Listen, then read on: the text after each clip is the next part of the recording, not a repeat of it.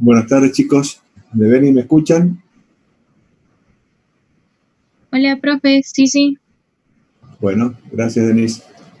Bien, en la clase de hoy vamos a referirnos al tema este de la primera auditoría. Acá, antes de comenzar, quisiera hacer una aclaración. No se trata del primer ejercicio económico del ente. Acá se trata de la primera vez que nosotros, como profesionales auditores, nos vamos a relacionar con un cliente de auditoría. Es decir, este cliente podría ser inclusive hasta centenario como empresa. Pero nosotros por primera vez nos vamos a aproximar, nos vamos a relacionar con él a los efectos de hacer la auditoría de estados contables. Por eso se llama primera auditoría, que no quiere decir que sea el primer ejercicio económico del ente, que es otra cosa totalmente distinta. Hecha esta primera aclaración, vamos a presentar la agenda de la clase. Vamos a hablar en primer lugar de la propuesta del servicio de auditoría, de la comprensión del negocio, el sistema y la estructura del personal de la empresa, las relaciones con otros auditores, los efectos contables, el examen de saldos iniciales y el efecto sobre el informe del auditor. Eso sería un poco el conjunto de los temas que vamos a analizar. Vamos a empezar entonces por el primero, es decir, por la propuesta del servicio de auditoría. Esta propuesta del servicio de auditoría incluye varios aspectos que vamos a analizar y uno, el primero que nace o que surge, es el de la evaluación del riesgo profesional. Acuérdense que nosotros habíamos visto que el riesgo de auditoría se dividía en tres riesgos: el riesgo profesional, el riesgo de insatisfacción al cliente y el riesgo de auditoría. Nosotros en este caso nos estamos refiriendo al primero de esos tres, es decir, al riesgo profesional. ¿Qué quiere decir esto? Esto quiere decir que cuando no solamente pasa en la profesión del auditor, en todas las profesiones, y yo diría que en todos los órdenes de la vida, generar una imagen, un prestigio frente a los demás, de lo que sea, inclusive en aspectos que no sean específicamente profesionales, demora muchísimos años en lograrse. Pero el prestigio, la reputación profesional puede inclusive perderse en un instante. La confianza se puede perder en un instante. Por eso es que cuando uno va a relacionarse por primera vez con un cliente de auditoría, tiene que sopesar esto que estoy diciendo. Tiene que sopesar los beneficios que traería para mí incorporar a mi estudio a este cliente y los riesgos que estaría corriendo que, por supuesto, se generan cuando el cliente es una persona o una empresa o una institución que es desconocida por mí. Entonces, esa sería un poco la temática de este punto. Acá estaría incluido algo que ya van a ver más adelante con el profesor Pieralisi cuando hablen de lavado de dinero, esta expresión de conozca a su cliente. Es decir, nosotros no podemos en auditoría arguir nuestra defensa de que no conocíamos quién era el cliente al cual le estábamos efectuando el trabajo de la auditoría. Nosotros tenemos obligación de conocer al cliente y conocerlo dentro de lo posible, lo más que se pueda, antes de comenzar el vínculo profesional. Por supuesto, uno lo termina conociendo después con el tiempo, pero tiene que hacer uno todos los esfuerzos posibles para poder vincular, o antes de vincularse con el cliente para un trabajo de auditoría. Yo diría que en primer lugar, uno de los aspectos más importantes que hay que evaluar es el tema del conocimiento de la actividad que realiza el potencial cliente de auditoría. Por ejemplo, el otro día lo decía cuando hablaba, me refería a la actividad vitivinícola, yo no puedo ser auditor de una bodega si no conozco la actividad vitivinícola. La actividad vitivinícola, en términos generales, tiene tres aspectos, tres segmentos: la actividad agrícola, la actividad industrial y la actividad comercial, interna y externa. Y luego que ya conozco la actividad vitivinícola, tengo que ver en mi cliente de auditoría en cuál de esos segmentos participa con su negocio. Puede ocurrir que mi cliente de auditoría sea un cliente agrícola, un industrial o uno de comercialización, o que haga una mezcla de alguno de estos segmentos. Pero no puede el auditor, o el potencial auditor en este caso, porque todavía no nos hemos relacionado, de hacer nada respecto al trabajo de la auditoría sin antes tratar o procurar de conocer la actividad a la cual se dedica nuestro cliente o nuestro potencial cliente y qué parte de ese negocio o en qué parte de ese negocio participa el cliente de auditoría. Para lo cual hay que buscar evidencias sobre la naturaleza del ente. Acá tiene que ver con aspectos vinculados a su estructura jurídica. Por ejemplo, tenemos que ver si la empresa es una sociedad de hecho, si es una empresa unipersonal, si es una SRL, una anónima del 299. Es decir, tenemos que aclarar bien o tener evidencia bien clara respecto de su naturaleza jurídica.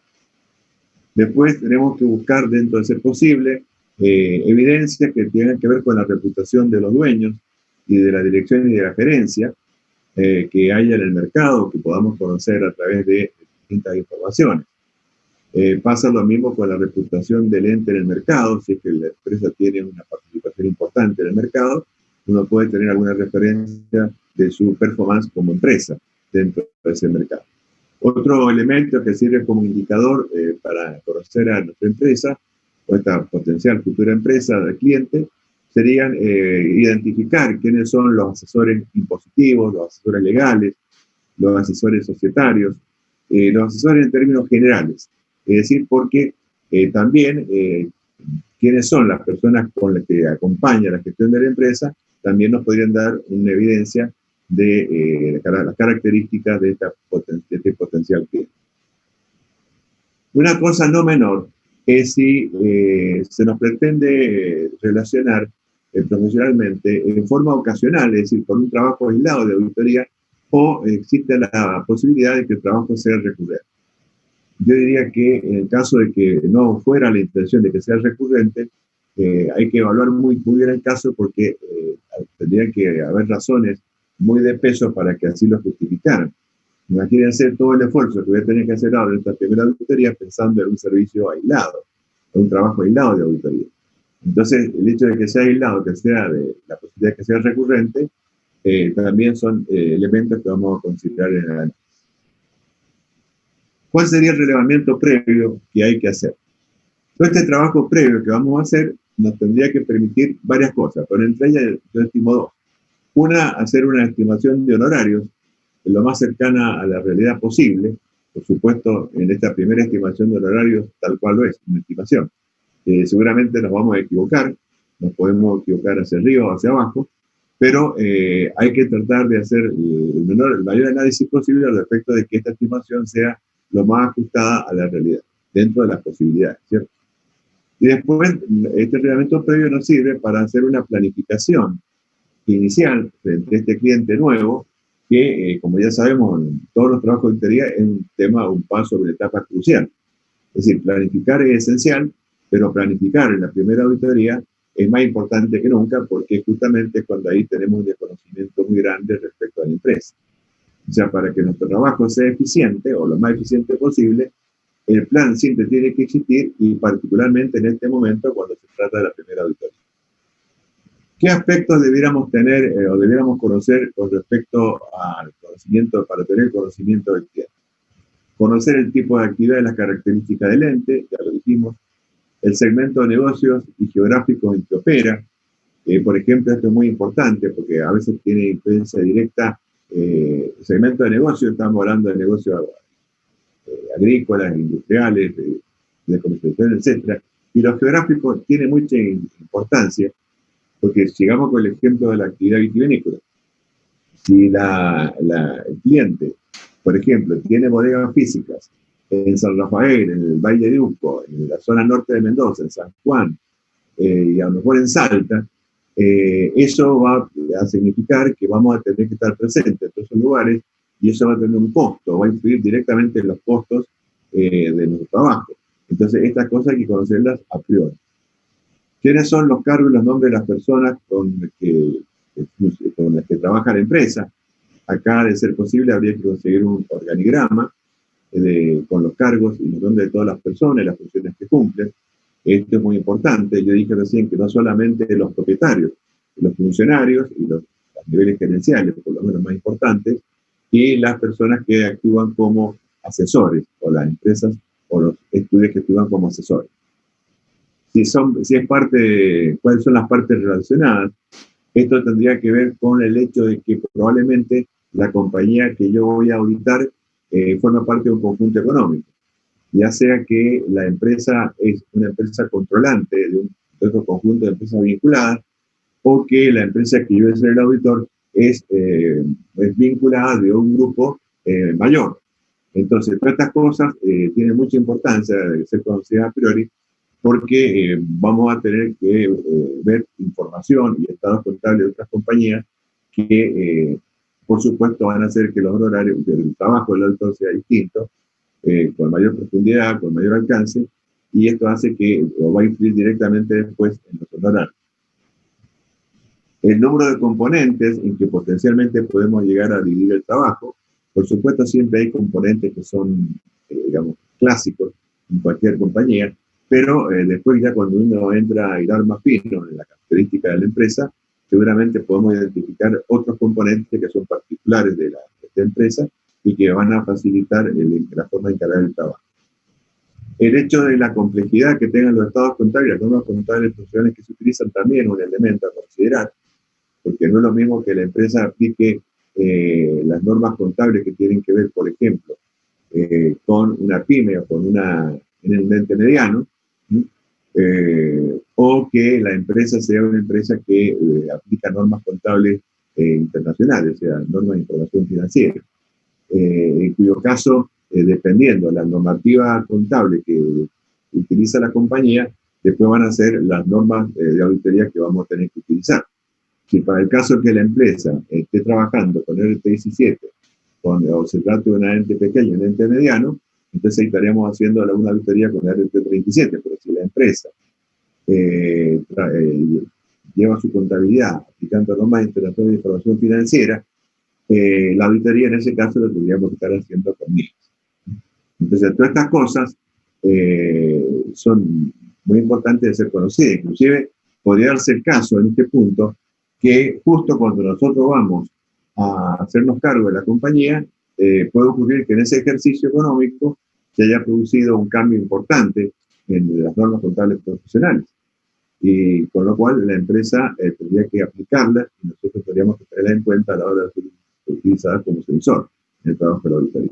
Además, hasta podrían cambiar, como de hecho ya cambiaron no hace mucho tiempo, las normas de la auditoría. Cuando pasamos de la RT7 a la RT27, también fue un cambio importante justo en un ejercicio económico determinado. Después conocer los sistemas computarizados y procesamientos administrativos. Yo acá diría algo más general. Yo creo que lo que en realidad uno tendría que conocer o tratar de conocer es el sistema de información en general. Y dentro del sistema de información en general vamos a encontrar una serie de subsistemas, dentro del cual uno de los subsistemas va a ser el subsistema de información contable. Acá hay sistemas de información con mayor o menor complejidad, hay sistemas muy elementales, como el tiempo, el tango, el Beckerman, hubo otros mucho más complejos, como el SAP, el GDOR, que implicaría de parte nuestra un trabajo mayor para conocerlo, en el caso de que no lo conozcamos, y en algunos casos hasta sería conveniente que recurramos a algún asesoramiento profesional, ya sea un analista de sistemas o un ingeniero de sistemas, para que nos ayude a conocer estos sistemas. Ahora bien, para conocer todas estas cosas que recién estábamos indicando, ¿dónde tendríamos que preguntar? O sea, ¿cuál sería la fuente de todos estos elementos? Primero, habría que tratar de lograr, de ser posible, estados contables anuales, y de periodo intermedio, si que la empresa tiene o profesiona el estado contable periodo intermedio. Yo suelo pedir en la práctica a veces estados contables por lo menos de los 3 últimos años, si es posible los 5 últimos años, porque como decía en la clase de ayer, el análisis horizontal a mí me da cierta evidencia y me permite sacar conclusiones interesantes. Así que si la empresa me puede suministrar el estado contable de los últimos años, mejor. Eso me da un buen panorama de la empresa. Si es posible tener organigramas y manuales de procedimiento, lo mismo. Ojo que a veces cuando nos dan organigramas y manuales, hay que tener cuidado porque a veces esos manuales o organigramas fueron confeccionados hace unos cuantos años atrás y quedó ahí. Quedó como algo que se hizo en su momento y que después a veces dista muchísimo respecto a lo que es en la práctica, en la realidad. Por lo tanto, si bien es cierto, uno puede recibirlos y utilizarlos, tener cuidado de que estos manuales y estos organigramas tengan por lo mínimo un grado mínimo de vigencia en la práctica. Si la empresa tiene una auditoría interna y se emiten informes en forma periódica respecto del sistema de control interno por parte de esta auditoría interna, bueno, también sería útil que me lo suministraran como para que yo tuviera un panorama de cuáles son las actividades que se van identificando y qué hacen para remediarlo o para mejorarlo. Además, si la auditoría interna tuviera una mínima organización, por ejemplo, que estuviera conformada por un contador, un ingeniero o a veces otro tipo de profesionales, dependiendo del tipo de empresa, ver si esta auditoría interna tiene programas de trabajo, si estos programas de trabajo han sido consensuados con el directorio y si esos programas están disponibles y que yo los pueda ver, también me podrían dar una pista de muchas cosas de las que queremos enterar. Después, todo lo que tiene que ver preguntas a funcionarios y empleados, esto es algo muy importante. Yo diría que uno tendría que empezar conversando con el propietario de la empresa, más que el funcionario, y de arriba para abajo, y tener todas las entrevistas posibles de propietario hacia abajo, con los distintos sectores, para formar una opinión de cómo, quiénes son, cómo piensan, cómo actúan, cómo trabajan todas las personas que lo hacen dentro de la compañía. Si es posible, tendríamos que conseguir un estatuto. Ojo con los estatutos, porque podría ser un estatuto que no esté vigente. Uno cuando pide tiene que ver un estatuto que esté vigente, que esté inscrito en la DPJ. No sé si a veces será tan posible que me permitan ver actas de directorio o asamblea, pero bueno, uno no cuesta nada pedirlo. Si me lo facilitan, la lectura de estos dos tipos de documentos, tanto la acta de directorio como la acta de asamblea, a mí me permiten obtener buena evidencia respecto a lo que estamos buscando. De ser posible también, ver las declaraciones juradas de impuestos, tanto provinciales como nacionales, para ver el grado de cumplimiento que la empresa tiene con respecto a sus obligaciones fiscales.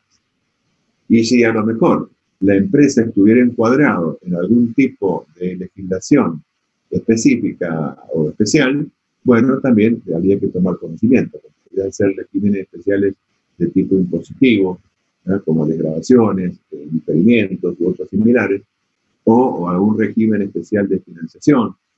Bueno, cualquier cosa que tenga que ver con el desenvolvimiento de la empresa y que tenga la característica de ser especial, y que esto esté en algún documento específicamente, bueno, todas esas cosas tendría que yo buscar la manera de acceder para tomar conocimiento de todas estas cosas.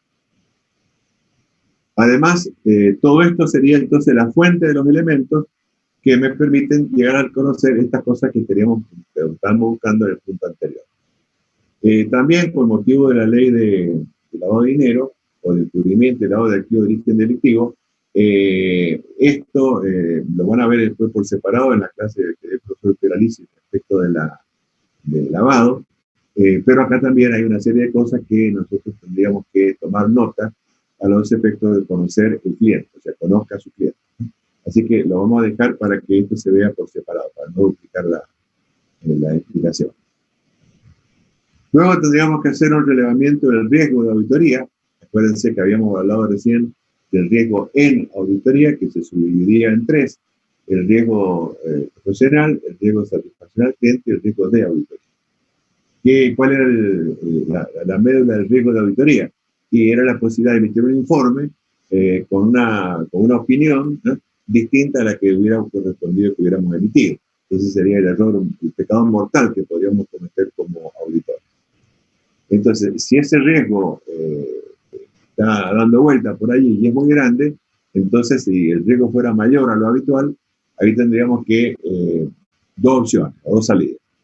Por un lado sería, empecemos por el de abajo, es decir, si no nos sentimos o vemos que es muy riesgoso el negocio, la actividad, o no nos sentimos nosotros como estudio lo suficientemente armados, bueno, sería la idea sería rechazar el trabajo, o si creemos o no creemos que vamos a tener espalda para hacerlo, lo aceptamos. Ahora, acá a la hora de aceptar el trabajo, cuando hay un riesgo mayor al habitual, bueno, antes de avanzar con esto, me gustaría dar algunos ejemplos. Por ejemplo, si yo tuviera como cliente a un laboratorio que fabrica medicamentos y que utiliza efedrina para la elaboración de estos elementos, bueno, allí tenemos un riesgo importante porque la efedrina como elemento puede ser utilizado con otros fines, además de medicamentos que hacen bien a la salud. Entonces, bueno, ahí hay que tener una serie de precauciones, de recaudos importantes. Por ejemplo, si la empresa tiene muchas sucursales, que sea fuera Frávega, Garbarino, estamos hablando de compañías que tienen más de 100 sucursales en esta parte del país. Si la empresa tiene ramificaciones en el exterior, si la empresa se dedica a distintos rubros o es por rubro, o una empresa, una bodega, este tipo Peñaflor, que tiene bodegas de por lo menos 6, 7 provincias y que abarcan todo el ciclo de la actividad. Es decir, cuando el cliente, ya sea por las características propias del negocio, por su tamaño, por su situación geográfica, o por las materias primas o elementos que fabrica, pueden tener algún elemento de riesgo y yo no me siento seguro a tomar semejante cliente, bueno, en esas condiciones la idea sería no aceptarlo. Ahora, en el supuesto que lo aceptara o que creyera que vale la pena asumir el riesgo, entonces ahí hay que actuar con precaución. Es decir, ustedes saben que el auditor siempre como característica esencial debe tener la característica de ser escéptico. El escepticismo es parte de las cualidades que debe, el escepticismo es una de las cualidades que debe tener el auditor en general. Ahora, este escepticismo, cuando se trata de aceptar un cliente más riesgoso, debe incrementarse, no solamente incrementarse en la persona del auditor, sino que además tiene que trasladarse, o el auditor lo tiene que trasladar a todos los integrantes del equipo. La idea también es tratar de hacer un enfoque que sea más bien de tipo sustantivo, más que de cumplimiento. Otra cosa sería utilizar dentro de los equipos de auditoría a personal con mayor experiencia, es decir, procurar que los trabajos más riesgosos estén en cabeza de profesionales con experiencia y no sobre otros que todavía no han desarrollado una práctica de auditoría importante por su edad o por su experiencia que han recibido. Por ejemplo, otra cosa importante es no someterse a, digamos, a obligaciones de aceptar fechas que me quiere imponer el cliente, respecto de las cuales después cuando yo las quiero cumplir me hace que mi trabajo no sea de la suficiente calidad como me hubiera gustado. O sea, hay que ser la idea de incorporar asesores, por ejemplo, que me permitan a mí, ya sea legales, de ingeniería, enólogos, etcétera, que me permitan agrandar el abanico de mi equipo y trabajar con mayor tranquilidad. Sí, todas esas cosas, y por supuesto, el más importante, que todo esto se vea reflejado en los honorarios. Es decir, todas estas cosas hay que tener en cuenta en el caso de que yo vaya a aceptar un trabajo que tenga las características de ser un trabajo más riesgoso de lo habitual. Y cuando yo no me siento seguro, la idea es no rechazarlo el trabajo, y por supuesto, si yo, después de los análisis que he hecho, preliminares, he llegado a tener evidencia de que los administradores, los propietarios son deshonestos, bueno, directamente no aceptable, como decimos ahí también. Si la empresa no tiene un buen sistema de control interno o si tiene deficiencias muy graves, también eso podría llevar a que yo no acepte el trabajo. Ahora, todas estas cosas después se pueden sanar con lo que yo explicaba recién. Lo cierto es que es una decisión importante que uno la tiene que tomar antes de relacionarse con el cliente. Después viene un tema muy importante, que es el contrato de auditoría, que en la práctica profesional, desgraciadamente, yo no veo que se cumpla tanto. Es decir, yo diría que es excepcional el caso donde algún estudio o un colega celebra con el cliente de auditoría un contrato de auditoría. No sé por qué, sin embargo, una cosa que ya vamos a ver ahora, no es tan difícil de elaborar, inclusive hay modelos para hacerlo, y que nos evitaría muchos dolores de cabeza para el caso de que hubiera algún inconveniente o algún problema. En primer lugar, desde el punto de vista legal, tendríamos que decir que la auditoría, o el contrato de auditoría, es un contrato de locación de obra y no locación de servicio. ¿Por qué? Porque acá lo que el auditor se compromete es a hacer una obra. ¿Cuál sería la obra? ¿Cuál sería la cosa a la que nos comprometemos a hacer? El objeto que nos comprometemos a hacer, la obra sería el informe de la auditoría. No es un servicio, es una locación de obra. Y este contrato podría instrumentarse de varias maneras, por lo menos dos. Una que sea un documento al que convienen ambas partes y se redacta un solo cuerpo y se firma, o se hace una propuesta por parte del auditor y luego la propuesta aceptada por la compañía, la sumatoria de los dos documentos llevarían a conformar este contrato de locación de auditoría. Ahora, ¿cómo es en la práctica la cosa? En general, en la práctica pueden suceder dos cosas. O que el cliente potencial de auditoría me venga a buscar a mí específicamente, es decir, porque él ya tiene referencias mías y ya me conoce, o porque hay alguna otra especie de vínculo, entonces directamente me buscan a mí, sería una posibilidad. Y la otra sería que la empresa que está buscando el auditor solicite cotizaciones a distintos estudios. Entonces, en esos casos, cuando la compañía solicita cotizaciones a distintos estudios, es que nosotros tenemos que elaborar una propuesta de nuestro estudio. Esa propuesta después se eleva al directorio, y lo mismo hacen los otros estudios con sus propuestas particulares cada uno. El directorio somete a consideración esas propuestas recibidas de los distintos estudios de auditoría, seguramente descartará algunas por distintas razones, y se quedará con 2, 3 o 4 que serían las que llegan a la instancia final. Normalmente lo que ocurre en ese estadio de la situación es que el directorio convoca a cada uno de los estudios, o al titular de cada uno de los estudios, para una reunión personal, para conocer personalmente al titular del estudio, y a nosotros también nos sirve para conocer a los propietarios de la empresa. De eso se mantienen reuniones, y a partir de ahí el directorio después finalmente adopta una decisión y elige al estudio que crea conveniente. Entonces ahí es cuando se plantearía lo que decíamos acá.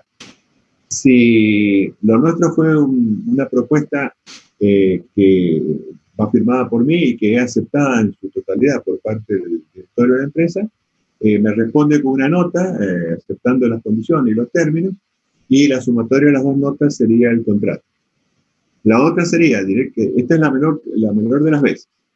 Lo que normalmente ocurre es que a partir de la propuesta mía, más algunos otros elementos que pueden surgir de la negociación con el directorio, se hace un documento, directamente un documento único, por supuesto con copias, se elabora ese único documento y se queda una copia a cada una de las partes y se firma en la original.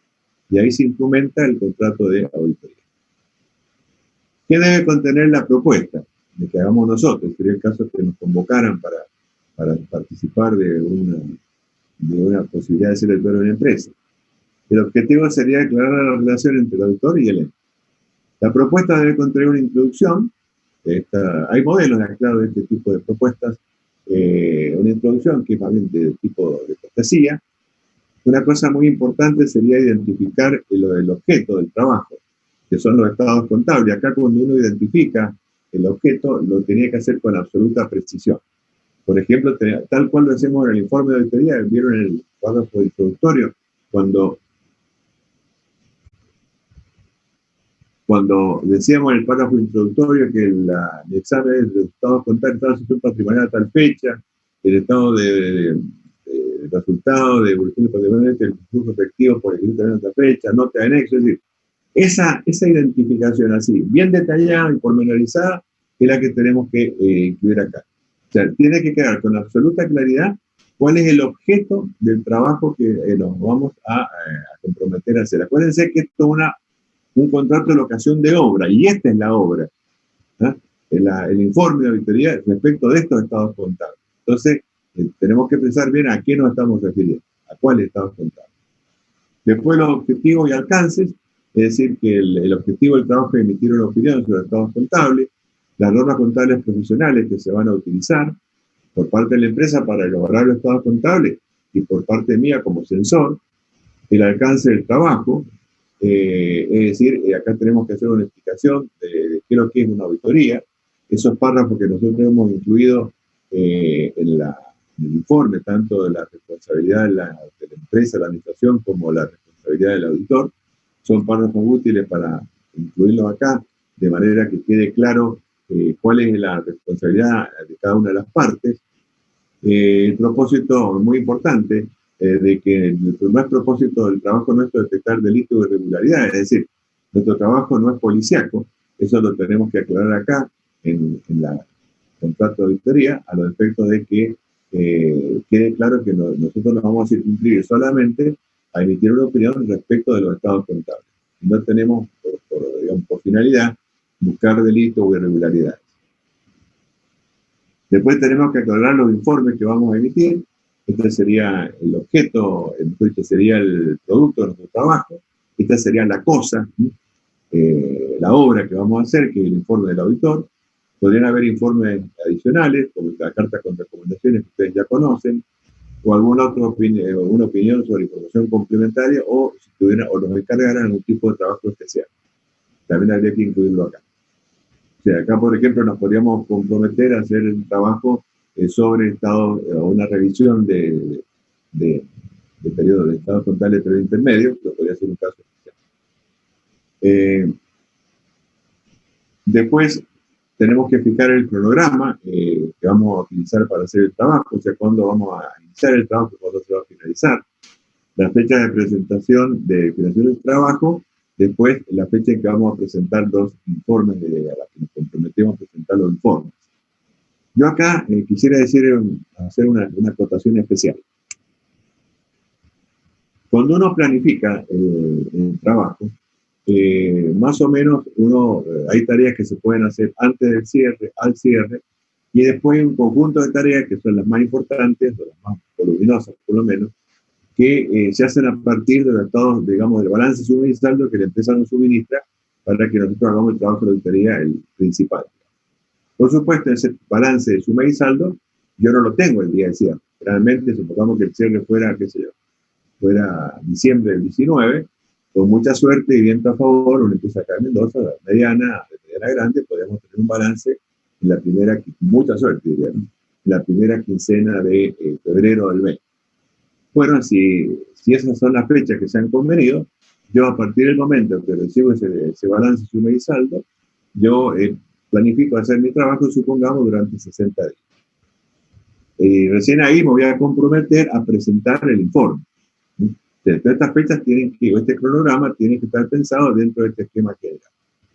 Quiere decir que si a mí la empresa, hagámoslo para que sea más fácil la cuenta, si a mí me dieran balance suma y saldo el 31 de enero, y yo me tomo 60 días para revisar, bueno, yo me podría comprometer que para la primera semana de, qué sé yo, vamos a trabajar todo febrero, todo marzo, la primera semana de abril tendríamos el informe de auditoría.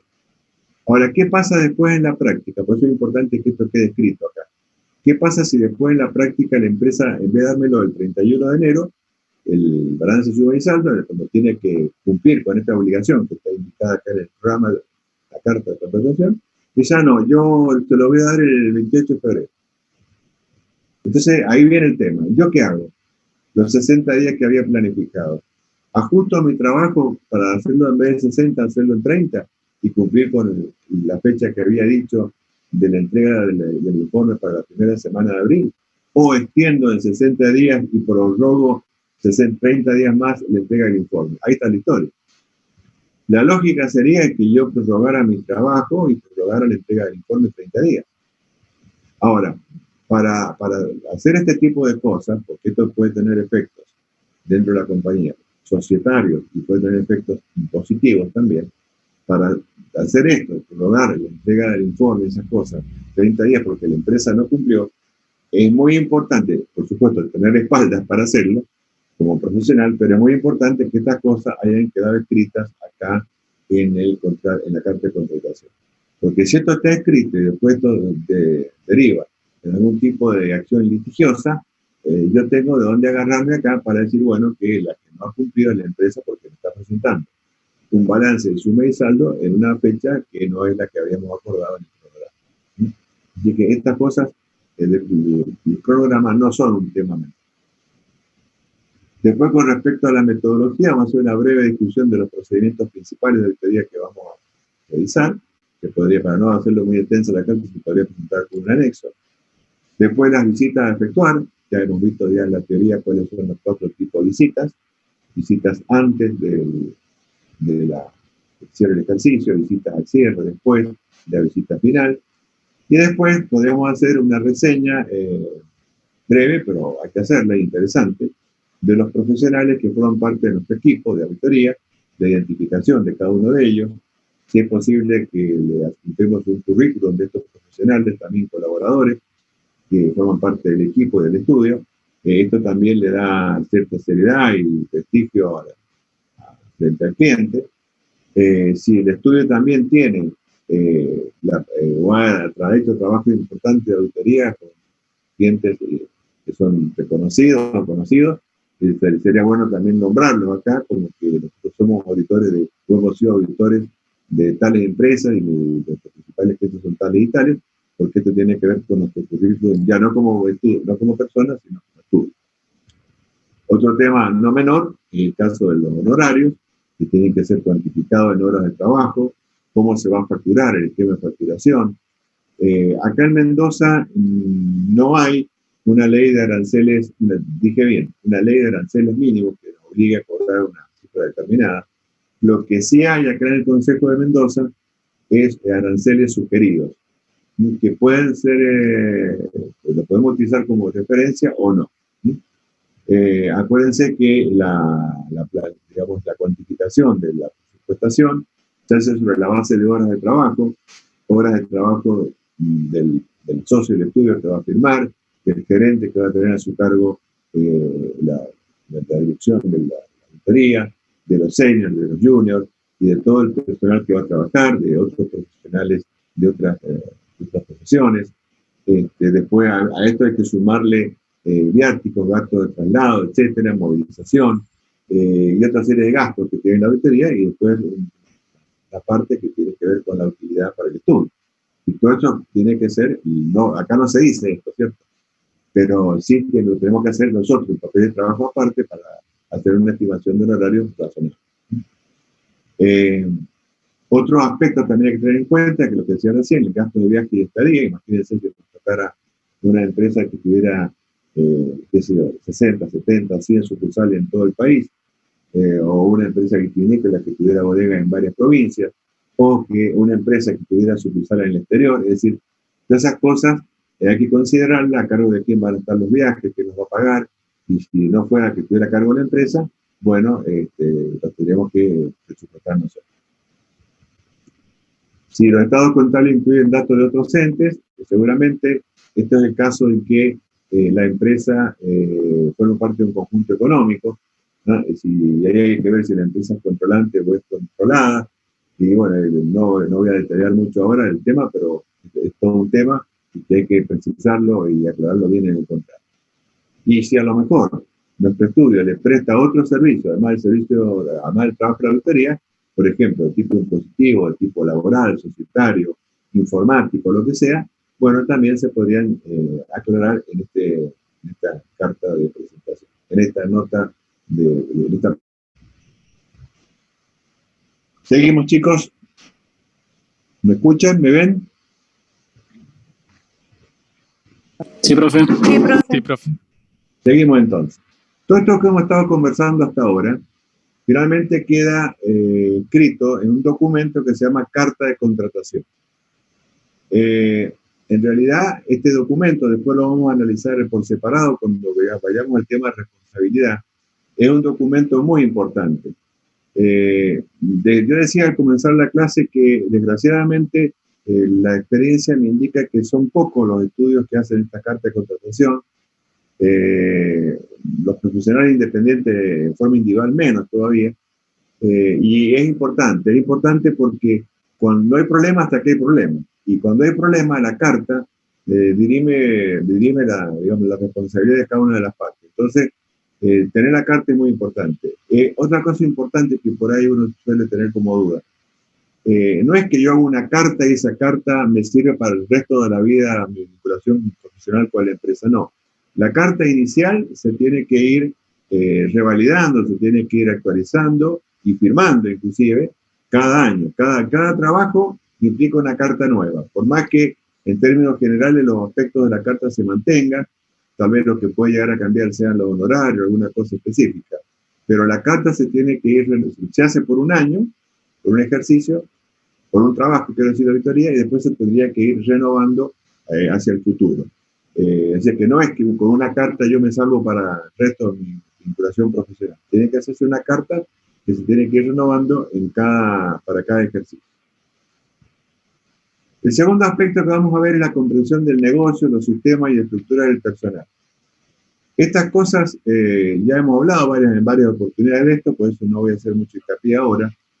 Yo diría que, por supuesto, esto hay que buscar la manera de conocer el negocio, conocer los sistemas de la empresa y conocer el personal, conocer lo más posible al momento de que uno confeccione la propuesta.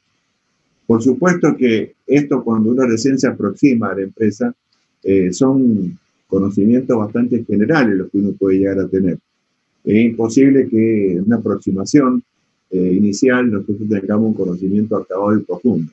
Pero yo lo que digo es que acá, sabiendo esto de antemano, hay que procurar hacer el mayor esfuerzo profesional posible para que esto tengamos la mayor cantidad de evidencia posible. Tratemos de equivocarnos lo menos posible en esta primera instancia. Por supuesto, esto también, después cuando hagamos la planificación, si es que nos contratan como auditores, la planificación del primer trabajo de auditoría de parte nuestra, también lo vamos a tener que conocer con mayor detalle, que hay que hacer mucho esfuerzo de auditoría, mucho esfuerzo de trabajo preliminar, para que esta primera planificación que hagamos sea lo mejor posible. Por supuesto, la primera planificación no va a ser perfecta, irán a haber errores, irán a haber inconvenientes, pero la idea es que hay que planificar, siempre hay que planificar, y más que nunca en el caso de la primera auditoría. Y esto, por supuesto, nos va a llevar un tiempo de trabajo mayor que en los casos de las auditorías recurrentes, donde la planificación, es cierto, se hace, pero uno ya entra a capitalizar la experiencia de los ejercicios anteriores. Acá, como no tenemos nada que capitalizar, más que nuestra experiencia del estudio o de nosotros como profesionales, repito, implica un esfuerzo que es distinto al que se uno haría en el caso de auditorías recurrentes. Un tema muy interesante de analizar es la relación que nosotros vamos a tener ahora con los auditores anteriores. Acá este tema sería bueno aclararlo con la compañía antes de que explicaremos y empecemos el trabajo. ¿Por qué es importante esto? Porque en realidad el que tiene la relación con los auditores anteriores es la empresa. Yo no puedo ir a pedirle nada al auditor anterior, por más que yo lo conozca o lo que sea. De manera que si yo no tengo una autorización previa por parte de la compañía para que yo me relacione, me vincule con el auditor anterior, eso no es posible. Solamente a través de la autorización que me dé la compañía y que esto a su vez lo solicite la compañía con su auditor anterior, recién ahí yo podría estar en condiciones, si es que se hace falta, como voy a ver enseguida, de acceder a los papeles de trabajo. Esto es una cosa muy importante tenerlo presente porque puede ser que el auditor anterior se haya ido en malos términos a veces de la empresa, en cuyo caso la posibilidad de acceder ahí sería nula, o que se haya ido en buenos términos, o puede ser que yo tenga una buena relación con el auditor anterior, o puede ser que yo tenga una mala relación con el auditor anterior. Es decir, acá se pueden dar un combo de distintas alternativas que pueden hacer que el acceso al auditor anterior sea fácil o difícil, ¿no? Pero siempre, siempre a través de la empresa que es la que efectivamente tiene relación con el auditor anterior. Antes de continuar, me gustaría decir algunas cositas más acá. A veces las empresas cambian de auditor, no por una cuestión por cuestiones, a veces por temas de honorario, a veces por distintas cuestiones específicas. Pero les quería contar una anécdota que a mí me pasó en la práctica. Yo estaba relacionado con una compañía que tenía de auditor a uno de los 4 grandes del mundo, una compañía extranjera. Y fíjense qué curioso, la compañía extranjera tenía como norma interna de la empresa, de la propia compañía, cambiar sus auditores internos cada 6 años. O sea, no es que lo cambiaba al auditor externo por honorario, por lo que fuere, sino porque pensaban que era mejor cambiarlo, que ella cambiara de auditor, fundamentalmente pensando en el tema de la independencia y ese tipo de cosas. Fíjense qué curioso. Así que, por supuesto, me tocó presenciar esas situaciones, llegué a hacer un comentario respecto del informe, de lo que pasó con el informe, y, por supuesto, tomaron a otro de los 4 grandes que quedaban por elegir. Pero fue así, porque la empresa tenía dentro de su digamos, normas de control propias de ella, la idea de cambiar el auditor externo cada 6 años. Cosa bastante insólita. A pesar de que tenía como auditor uno de los 4 grandes. ¿Cuáles son los efectos contables vinculados con este tema? El auditor que examine los estados contables por primera vez debe tener en cuenta que no tiene evidencias de la calidad de la información contenida en los estados contables referida al ejercicio anterior. ¿Por qué no tenemos conocimiento de esto? Porque nosotros no estuvimos durante el ejercicio, no estuvimos presentes. Yo no sé si la calidad de la información contable es buena o es mala. Así que como no la puedo juzgar, y no la puedo juzgar justamente porque no estuvimos físicamente, no tuvimos la posibilidad material de haber tenido evidencias respecto a la calidad de la información. Esto para nosotros es algo desconocido. También hay que tener en cuenta que la información se presenta en forma comparativa. Acá en la Argentina es obligación de presentar estados comparativos a partir de los ejercicios económicos iniciados el 1 de enero del año 2006. A partir de esa fecha, los estados contables, el 1 de enero del 2006, se presentan en forma comparativa. Entonces, yo, por más que me haga cargo del ejercicio presente, o corriente, también tengo ahí un comparativo que tengo que considerar.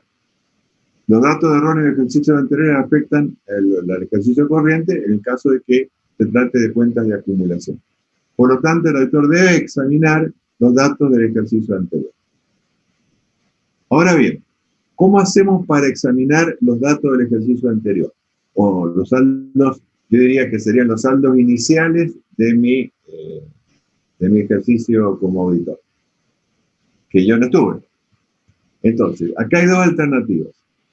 O reviso el trabajo que hicieron los auditores anteriores, que sería una posibilidad, un poco lo que estábamos haciendo recién, o yo hago procedimientos desde el momento que se me contrata buscando tener evidencia hacia atrás, lo cual no es nada fácil. O la otra alternativa sería una combinación de ambas formas de hacerlo. Por supuesto, hay cosas que es imposible que yo de alguna manera busque tener evidencia hacia atrás de mi parte, porque si con todas las fotos, entre comillas, fotos que se tuvo que sacar al comenzar el ejercicio económico anterior, como son los recuentos físicos, arqueos, etcétera, etcétera, son cosas que si yo no veo los papeles de trabajo del auditor interior, sería como imposible que yo pueda de alguna manera ir hacia atrás con procedimientos míos para llegar a tener esa evidencia de aquella oportunidad, o sea que sería medio como inaccesible. Entonces acá les he preparado un cuadrito de cómo serían las alternativas respecto a estos saldos iniciales. Puede ser que nosotros como auditores presentes aceptemos los saldos iniciales. Ahora, ¿por qué puede ser que lo hayamos aceptado? Que lo hemos aceptado porque hemos aceptado el trabajo del auditor anterior. ¿Y esto por qué fue posible? Y porque nosotros accedimos a esos papeles de trabajo. Ya el profesor Piralici el otro día en clase le explicó las cosas que generalmente uno termina pidiendo. No es que uno le revisa todo, sino que le revisa fundamentalmente de si el trabajo que hizo este auditor anterior lo hizo sobre la base de lo que prescribe la RT 37 o las normas internacionales de auditoría, es decir, cómo trabajó. Y ver evidencia de esas cosas. Y además puede haber ocurrido de que yo acepté los saldos iniciales porque además de eso puede tener algunas evidencias complementarias aplicando procedimientos de mi parte. En el caso del trabajo de los otros auditores, repito, yo acepté esto porque pude acceder a sus papeles de trabajo o por la confianza que yo puedo depositar en ese otro auditor. Supongamos, en lo que yo decía recién, si el auditor pasa de uno de los 4 grandes a otro, bueno, ahí va a haber una confianza profesional, o puede ser que no hace falta que sea así. Puede ser que yo conozca al auditor anterior y tenga una excelente impresión o referencia de ellos, lo cual eso también me facilita la idea de confiar. O sea, que si yo acepto los saldos iniciales, por todo esto que hemos dicho, acá vamos a tener una opinión, como vamos a ver enseguida en la parte de los informes, una opinión limpia, y lo que sí es importante es que en el párrafo de otras cuestiones hagamos una mención de que el ejercicio económico anterior fue auditado por el profesional tal, que emitió un informe con fecha tal y con tal tipo de opinión. Es decir, tenemos que hacer referencia en el párrafo de otras cuestiones en nuestro informe de ahora. Y en este caso, como supongamos que yo aceptara los saldos iniciales, la opinión sería limpia. Ahora, si yo no acepto los saldos iniciales, ya sea porque no pude hacer un trabajo adicional de mi parte, o porque no me dejaron satisfecho las conclusiones del trabajo realizado por el otro auditor, o porque yo no pude acceder al trabajo del otro auditor, o por lo que fuera, entonces como yo no pude aceptar los saldos iniciales, porque no lo pude ver, entonces ahí tengo una gran limitación en el alcance. ¿Sí? Limitación en el alcance. Yo no digo ni que está bien ni que está mal el saldo inicial. Digo que no puedo formarme una opinión de esos saldos iniciales.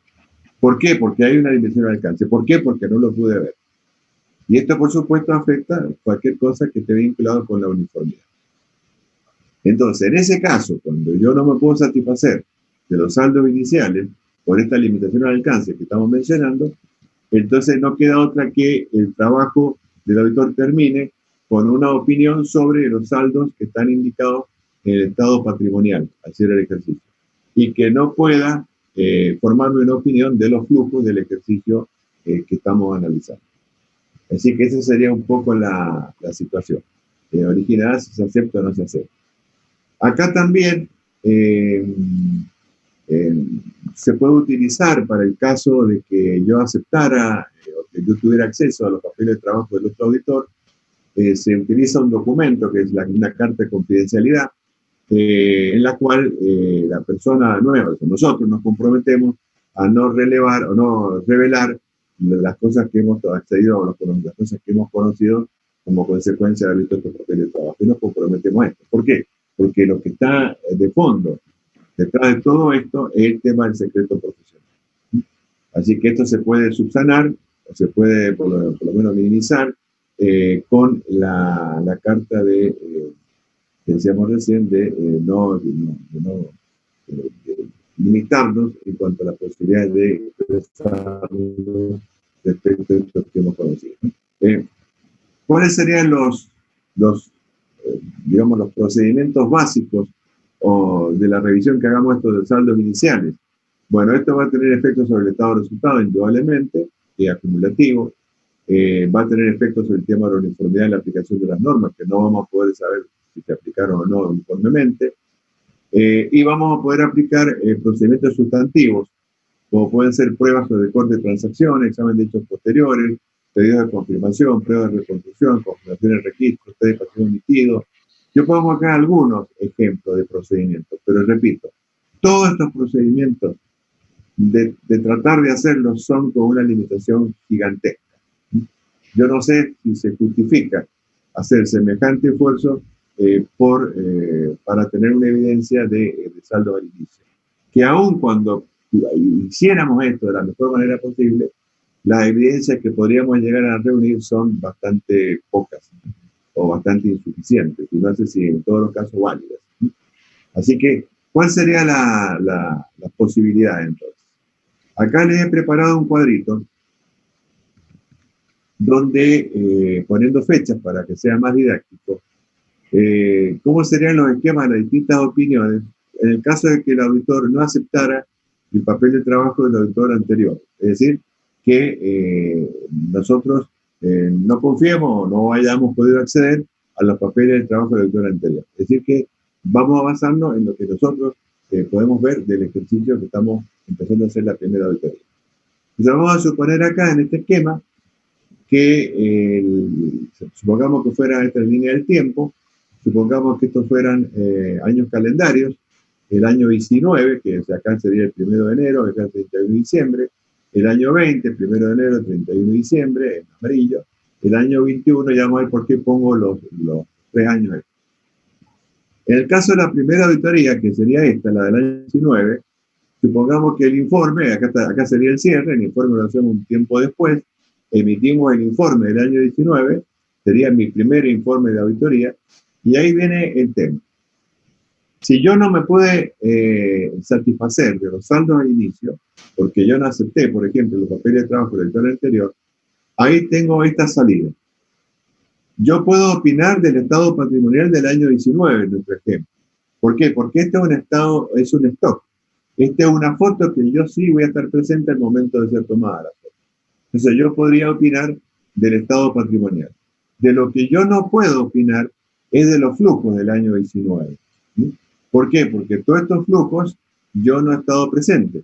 Y como consecuencia de no he estado presente, entonces yo no puedo formarme una opinión. Entonces tengo una limitación muy grande acá en el alcance y no opino. Y por supuesto, de la columna comparativa del balance del año 19, que sería el estado referido al año 18, menos todavía no voy a opinar. Así que esta sería la idea. Fíjense, volviendo a ese hecho anecdótico que me tocó presenciar, cuando yo vi que pasaban por esa decisión política de la compañía de pasar de un auditor a otro, y que pasaban justamente de uno de los 4 grandes a otro, yo estaba mirando ahí y digo, bueno, ahora estoy presenciando en directo qué va a pasar. Es decir, irán a confiar, irá a hacerse esta revisión de los papeles de trabajo del auditor anterior, máxime que era uno de los 4 grandes. ¿Saben cómo terminó la película? Para no hacerlo largo. Directamente ni se molestaron en pedir los papeles de trabajo y el informe de auditoría de los nuevos auditores fue así. Opinaron del estado patrimonial del ejercicio corriente, se abstuvieron de los flujos y no opinaron del comparativo, tal cual. Ni siquiera se molestaron en pedir papeles de trabajo ni de hacer ningún esfuerzo profesional adicional para buscar evidencias del inicio del ejercicio. Así que ya con ese ejemplo, creo que si eso fue así a ese nivel de auditores, no quiero ni pensar lo que sería en otros casos, ¿cierto? A mí, las veces que me ha tocado el trabajo así de primera auditoría, en todos los casos, lo he resuelto de esta manera. Ahora, ¿qué pasa cuando ya pasa el primer año y somos auditores del segundo año, del año 20 en este caso? Con respecto al año 20, vamos a emitir el informe en los primeros tiempos del año 21. Acá vamos a emitir el informe del año 20. Y este caso sería mi segundo año de auditor. Ahora, ¿de qué vamos a opinar en este segundo año? ¿Podemos opinar de la foto acá al cierre? Sí, por eso opino el estado patrimonial. ¿Puedo opinar de los flujos del año 20? Sí, porque yo estuve presente acá y estuve presente acá. Por lo tanto, puedo opinar de los flujos que han habido durante todo este ejercicio. Ya puedo opinar. ¿Puedo opinar del comparativo del estado patrimonial? O sea, si yo me paro acá, el comparativo del estado patrimonial sería este. Sí, porque estuve presente. Quiere decir que puedo opinar de la comparativa del estado patrimonial. Pero no puedo opinar de los flujos. ¿Por qué? Porque yo no estuve presente acá. Que yo no conozco el flujo de acá. De manera que solamente me voy a obtener de opinar de los flujos de la comparativa, en este caso de la comparativa del año 19. Y cuando pasamos ya al tercer ejercicio, en caso de que seamos auditores, que continúe, y acá ya en el año, sería en este caso 22 por este lado, imitamos el primeros meses del 22 el informe de la auditoría del año 21, ya sería mi tercer ejercicio de auditoría, yo ahí sí ya podría opinar de todo. Quiere decir, como conclusión de este esquema, quiere decir que recién en el tercer año que yo sea auditor, voy a estar en condiciones de opinar de los stocks y de los flujos, tanto del ejercicio corriente como de la comparativa. Esto es interesante verlo acá con este ejemplo, con este flujo. Fíjense, les digo algo como para que hagamos hincapié acá desde el punto de vista contable. Fíjense, pensemos en el balance del año 19. Balance del año 19. Pensemos en el anexo de costo de ventas. ¿Cómo es el anexo de costo de venta del 19? Sería existencia inicial de bienes de cambio más compra menos existencia final. Igual costo de venta del año 19. Ahora, el tema es, la existencia inicial de bienes de cambio del año 19, ¿yo la conozco? No. Como no la conozco, yo podría llegar a conocer la existencia final, tal vez hasta las compras podría llegar a tener evidencia, pero no la existencia inicial. Por lo tanto, no puedo tener evidencia del costo de venta del año 19. ¿Y el costo de venta dónde impacta? Y el costo de venta impacta en el estado de resultados del año 19, porque es venta menos costo de venta. Quiere decir que si yo no puedo validar el costo de venta, tampoco puedo validar el resultado del ejercicio del año 19. ¿Y dónde impacta el resultado del ejercicio del año 19? Impacta después en el estado de evolución del patrimonio neto del año 19, y así sucesivamente. Quiere decir, con este único ejemplo, pero que es un ejemplo que me parece bien demostrativo, queda en evidencia de que nosotros no podemos opinar de los flujos del ejercicio de la primera auditoría, simplemente del stock, que sería el estado patrimonial del ejercicio que empezamos a trabajar, que sería el ejercicio corriente. Acá les traigo un esquema que lo he sacado del informe 12. Acuérdense que el informe 12 es un informe donde están todos los modelos de auditoría para el caso de auditoría de estados contables. Acuérdense que el informe 13, como el hecho del profesor Piralizzi, son modelos para los casos de los otros encargos. Y con respecto a la primera auditoría, el informe 12 da 4 modelos. El primer modelo sería para situaciones de cifras correspondientes. También trae modelos para las cifras, para estados comparativos, pero yo voy a circunscribirme, a limitarme a cifras correspondientes. Nada más. ¿Qué quiere decir esto? Cuando el auditor solamente opinaba del ejercicio corriente y no opinaba del ejercicio de la columna comparativa. Las situaciones que plantea el informe 12 son 4. Estado contable del X1 no auditado directamente. O sea, no es que nosotros no podemos acceder, sino directamente que no fue auditado por nadie en el ejercicio anterior, en cuyo caso el impacto que tiene acá en el informe nuestro de este año, del que vamos a opinar nosotros, sería favorable con salvedad del estado patrimonial del X2, que es lo único que vamos a poder ver, y abstención de todos los flujos y por supuesto un párrafo de otras cuestiones para el caso, en este caso aclarar, de que no se hizo auditoría. Ahora, si fuera otro el auditor y nosotros no pudimos acceder, el esquema sería el mismo.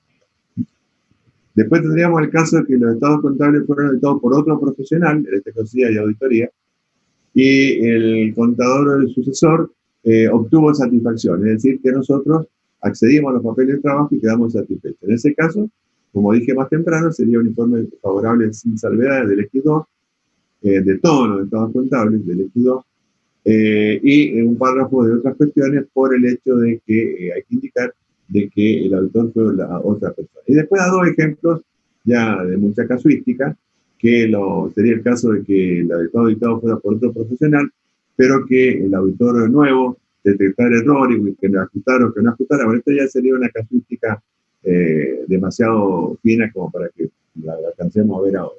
Esto lo pueden ver directamente por el informe 2. Yo creo que con los 2 primeros casos ya estaríamos cubiertos respecto de eso. A continuación, les presento, así de paso nos vamos familiarizando, les presento cómo es que se muestra en el informe 12 los ejemplos. Yo acá he tomado el ejemplo de que sería el estado contable cuando el X1 no ha sido auditado, ¿no? Entonces, en el informe, esta es copia textual del informe 12. El informe dice que el caso 2, C6 significa cifras correspondientes, significa que acá, si hay limitaciones al alcance del trabajo, sí, porque es el caso de la primera auditoría. Hay incorrecciones, suponemos que no, y la circunstancia especial que es la primera auditoría. Después está el texto de redacción. Yo acá he marcado las cosas claves.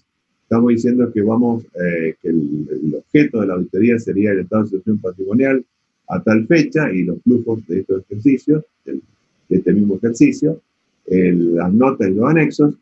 Después que estaría el parrafito que ya han visto ustedes el profesor Piralici, que es el párrafo donde se indica cuál es el papel que juega la columna comparativa, o sea, la del X1, y por qué es que se trata de cifras correspondientes. Ahí no tiene modificación. Después viene el parrafito de la responsabilidad de la dirección, que tampoco tiene efecto acá. El parrafito de la responsabilidad del auditor, que sí tiene efecto, vamos a ver enseguida en la última parte. Toda esta parte que es la explicación no tiene efecto, salvo en el último parrafito. Que el último párrafo de la responsabilidad del auditor dice: considero que los elementos de juicio que he obtenido proporcionan una base suficiente y adecuada para la opinión de nuestra auditoría con salvedad sobre el estado de situación patrimonial al X2, pero no me permite opinar de los demás estados. O sea, ahí ya estamos diciendo que no vamos a opinar de los estados plus. Y después, en el párrafo previo a la opinión, dice el memo, dice el modelo: los estados contables correspondientes al ejercicio económico del X1 no han sido auditados por mí, ni por otros profesionales, o sea, porque directamente no hubo auditoría. Si fuera el caso que sí fue auditado por otro profesional, que no fui yo, bueno, directamente pues tenemos que decir que no fue auditado por nosotros. Daría falta aclarar esto de otros profesionales. O sea que el modelo sería el mismo. No he podido obtener elementos de juicio válidos y suficientes del saldo de inicio del presente ejercicio, lo que acabamos de decir. Tal limitación me impidió determinar si podrían requerirse ajustes en las partidas de los componentes del X2. Adicionalmente, mi opinión sobre estados contrarios al X2 es modificada debido a los posibles efectos de la situación descrita en la comparabilidad, es decir, por el tema de la columna comparativa. Yo acá estuve examinando esto, y es cierto que el modelo pone este parrafito que sería una opinión del estado patrimonial del X2, pero con una limitación, como vamos a ver enseguida en la opinión. Y yo me fijé en este mismo ejemplo, y por ejemplo, el LOCE, este párrafo no lo pone. O sea, directamente el LOCE pone este párrafo, pero este no lo pone. Y después, cuando vamos a la opinión, específicamente, dice: mi opinión, excepto por los posibles efectos. Bueno, acá el 12 directamente opina del estado patrimonial del ejercicio corriente y no hace esta distinción que sí hace el modelo. Yo creo que si uno no la hace, no estaría del todo mal. Por supuesto, acá lo que se quiere hacer es el posible efecto que podría tener la comparabilidad por la columna comparativa. Bueno, acá en este caso lo que abunda no daña. Pero quería hacer la acotación de que el LOCE en particular no pone este parrafito en este caso. Acá estaría la opinión con salvedad, en este caso para el LOCE sería sin salvedad, ¿cierto?, respecto del estado patrimonial. Y por último, la abstención de opinión, que hay que buscar la manera de ponerlo en párrafo aparte, donde se aclara y se explica la abstención de opinión tanto de todos los flujos, es decir, el estado de resultado, del flujo patrimonial y el flujo efectivo del X2. Y dice acá, en consecuencia, no expreso una opinión sobre dicho estado contable.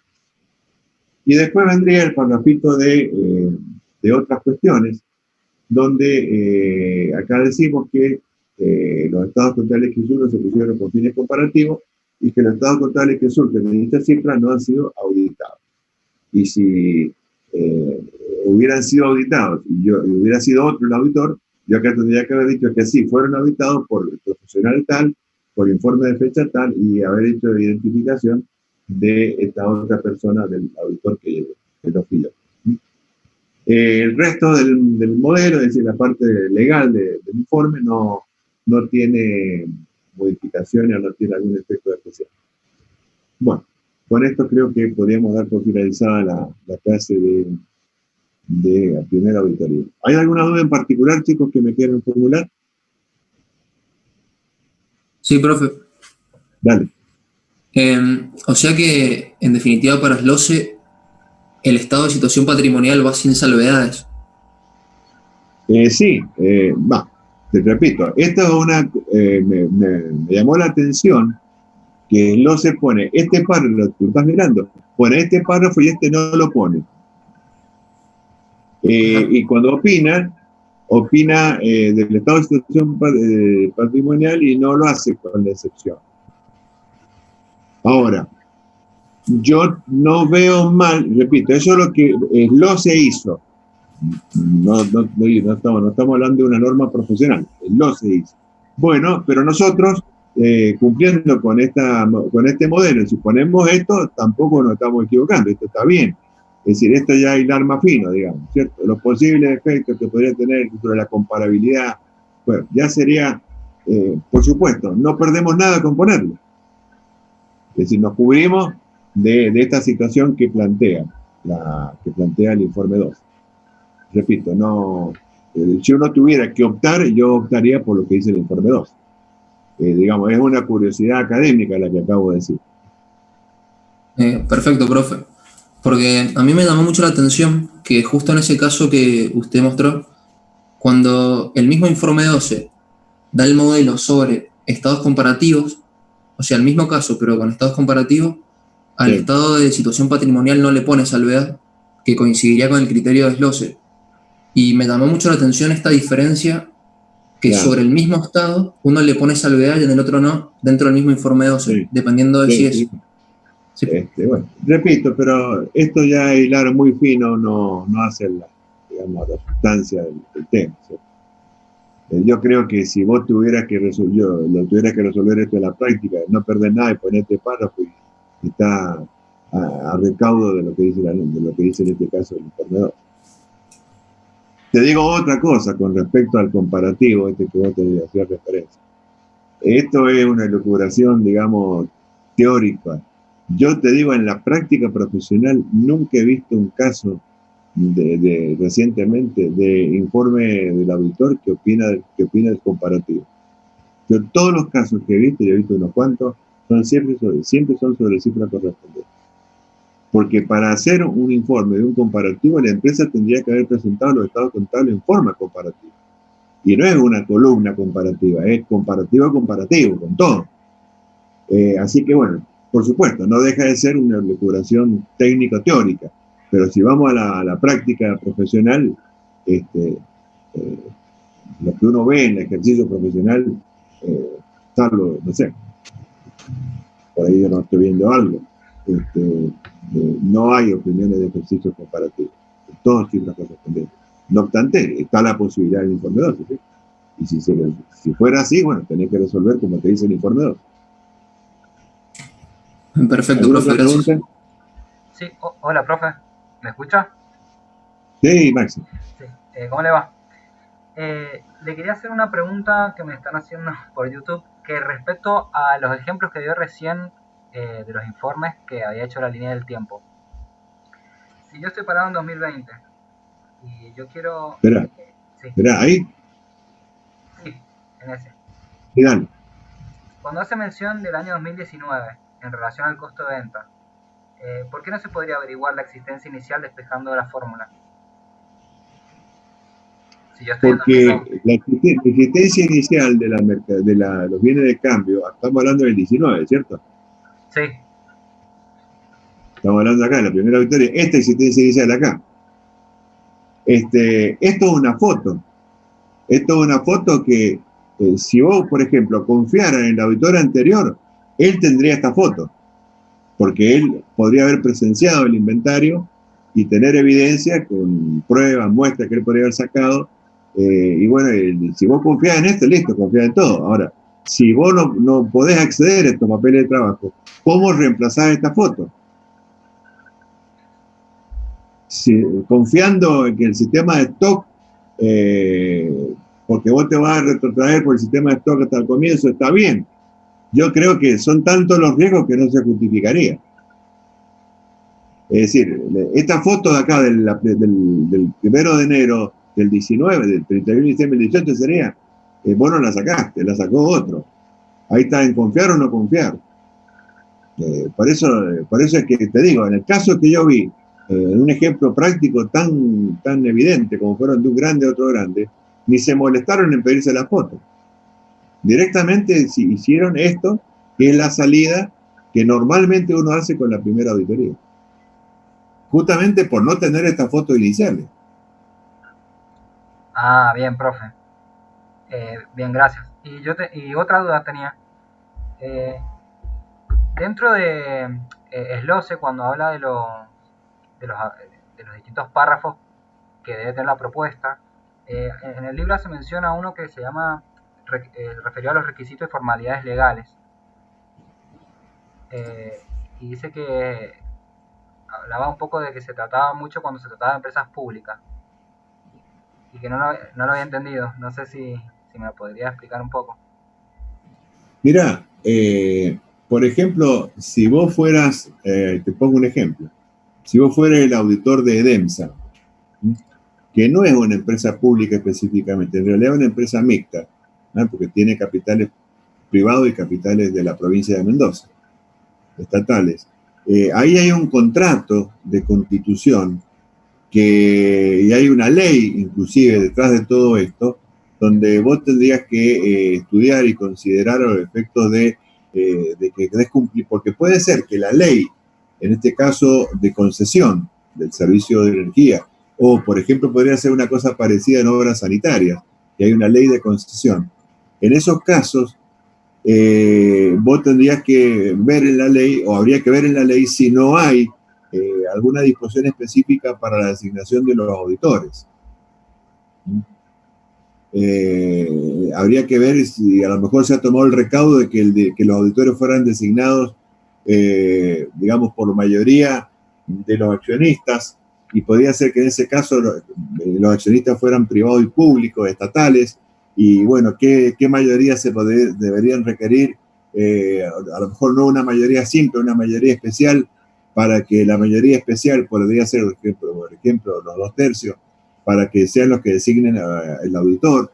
Bueno, hay que ver a esos casos. Tenés que leer o habría que estudiar la ley, porque estamos hablando de una empresa pública o una empresa mixta, la ley de constitución de este tipo de entidades para ver si hay alguna prescripción especial respecto de... Maxi, ¿me escuchás? Sí, profe, te escucho. Mira, me acordaba recién cuando me preguntaste esto. A mí me tocó un caso hace muchos años, pero fue un caso que a lo mejor tiene que ver con lo que vos me preguntaste.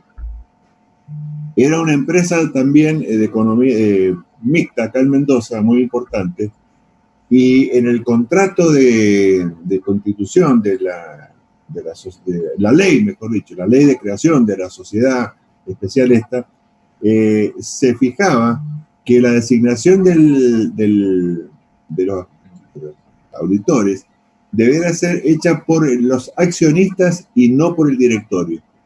Era algo que interesante. Porque normalmente la designación de los auditores está a cargo de la administración de la sociedad, ¿no es cierto? Es muy raro que esto esté a cargo de los accionistas, salvo de las empresas que cotizan en bolsa, que creo que también es así. Pero en este caso, fue una empresa especial acá en Mendoza, creada por una ley especial, de capitales mixtos de la provincia y particulares.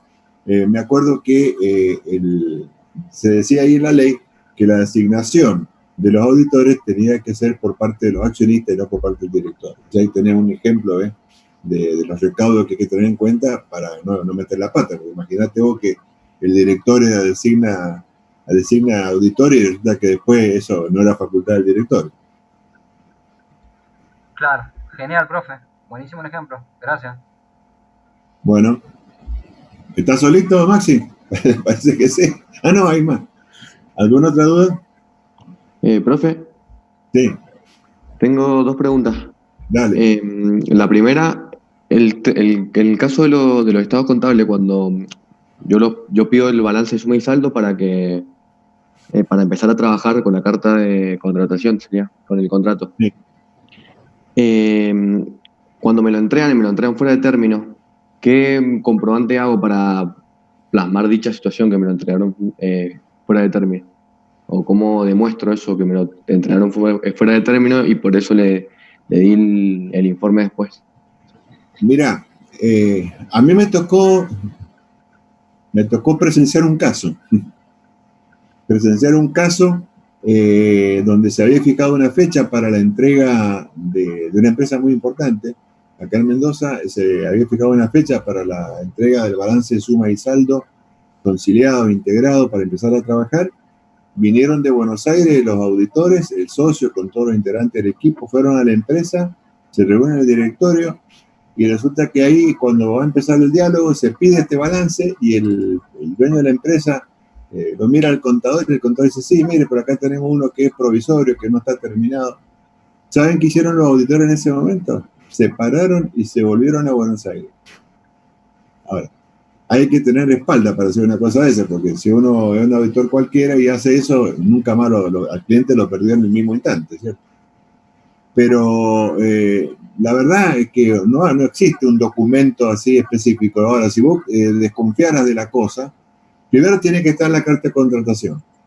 Se podría hacer un acta, por ejemplo, ahí en el lugar, en la que participaría el propietario de la empresa y el titular del estudio, donde se deja constancia de lo que acaba de pasar. Es decir, por supuesto, ya si la querés ser más exquisita, podría ser con intervención de un escribano. Pero yo creo que teniendo la carta de contratación de respaldo y un acta firmada ahí en ese momento entre el presidente de la empresa, que no te está dando lo que vos le estás pidiendo y lo que él se comprometió, bueno, sería suficiente. Ahora, si ya la cosa es más complicada porque hay otros intereses, bueno, no sería descabellado que participara un escribano en un acta, ¿cierto? No me ha tocado ver una cosa así tan delicada. Perfecto, profe. ¿Y otra cosa más? Lo que sí te diría, Leandro, ampliando un poquito más la respuesta, es que vos nunca tenés que sacrificar la calidad de tu trabajo porque te achicaron los plazos para hacerlo por un incumplimiento por parte de la empresa. No sé si me queda claro lo que te estoy diciendo, ¿eh? Claro. Por eso, si vos estás cubierto con la carta de contratación, la que podría llegar a tener eventualmente algún tipo de perjuicio sería la empresa porque vos le extendés los plazos de entrega del informe, pero por responsabilidad de ellos, no por responsabilidad tuya. Bien, perfecto. La pregunta mía era por el tema de que puede ocasionar eso capaz que en la empresa algún problema, o sea, algún... ¿Qué tipo de problema? No sé, que me denuncien diciendo que no cumplí con el trabajo, no sé. No, está bien. Acá lo que abunda no daña en este caso. Si vos tenés ese tipo de confianza con el cliente, hacer un acta en el momento ahí, que firme el presidente de la empresa, que firme el titular del estudio es suficiente. Y si seguís teniendo más de confianza, se hace participar un escribano y chao. O sea, ahí no pasaría nada por hacer eso. Yo creo que se puede perfectamente soslayar eso que vos decís de esta manera que estoy diciendo yo. Claro. Buenísimo, profe. Y otra cosa más. Si yo confío en el estudio de auditoría que estaba antes, como primera auditoría, no hace falta ni que miren los papeles de trabajo. O sea, si veo un estudio reconocido, directamente... No. Si es un estudio reconocido, por supuesto, un poco lo que... no es que vos le vas a ir a revisar todos los papeles de trabajo y le vas a empezar a puntear los papeles, ¿cierto? No es ese el caso. Sino que vos tenés que ver que ellos te demuestren que por lo menos se cumplió con la RT37 en cuanto a los elementos que se deben conservar y en el proceso de la auditoría. Es decir, si ellos dijeron que planificaron, bueno, te tendrán que mostrar los papeles donde se planificó. No es que lo vas a entrar a revisar y a mirar hoja por hoja, pero tenés que ver que se haya planificado, es decir, que los procedimientos se hayan hecho, es decir, ver en términos generales, ¿cierto? No es que vos le vas a ir a revisar todo, no es que le vas a hacer una auditoría a la auditoría, porque no se trata de eso. Y por supuesto, en la medida que vos confíes, porque lo conoces, o porque un estudio de prestigio, el auditor anterior, bueno, será menos lo que vos querrás ver, pero siempre hay que ver algo, porque no puede ser que sea no es por una cuestión, digamos, de opinión o de confianza en el aire. Hay que mirar las cosas, ¿cierto? Pero por supuesto, sí, tampoco con el afán de hacer una auditoría de la auditoría. Bien, perfecto. Gracias. ¿Alguna otra duda? Profe, yo le hago una última preguntita. Dale, respecto a los honorarios. ¿Puede ser que en el caso de la primera auditoría se cobre un poco más de honorario por el tema? Sí, es muy... o sea, en realidad hay un esfuerzo mayor, indudablemente. Indudablemente que eso va a repercutir en un horario mayor. Sí. Porque todo el esfuerzo que vos vas a tener que hacer para conocer la actividad, conocer el cliente y digamos, soslayar o minimizar los riesgos que va a empezar a asumir, va a significar un mayor esfuerzo. Indudablemente que va a ser, si uno lo compara en términos relativos con las auditorías recurrentes posteriores, seguramente este honorario, en términos, ojo, que estamos en la Argentina, que hay inflación y que los valores se desvirtúan, ¿cierto? Pero supongamos que tuviéramos un contexto de estabilidad económica, y seguramente va a ser así. Sí. Clarísimo, profe. No necesariamente, pero por sentido común, ¿cierto? Claro, sí, era justamente, pero también lo había leído en el SLOCE que decía que o podía ser que cobrásemos un honorario mayor en la primera auditoría o si no, como que lo amortizáramos en auditorías recurrentes. Claro, quería saber en la práctica cómo claro, es decir, yo te cobro un poco menos para engancharte como cliente y después te lo cobro un poco más para los próximos ejercicios, sería así. Te lo voy a cobrar en cuota, el mayor valor, ¿cierto? Bueno, es un problema de estrategia comercial del estudio, eso ya no escapa, digamos, a una cuestión de técnica profesional. Bien, profe, muchas gracias. Bueno, chicos, que descansen, que tengan un buen fin de semana y cuídense. Chao, gracias, profe. Igualmente. Chao, gracias, profe. Gracias. Chao, chicos, hasta luego.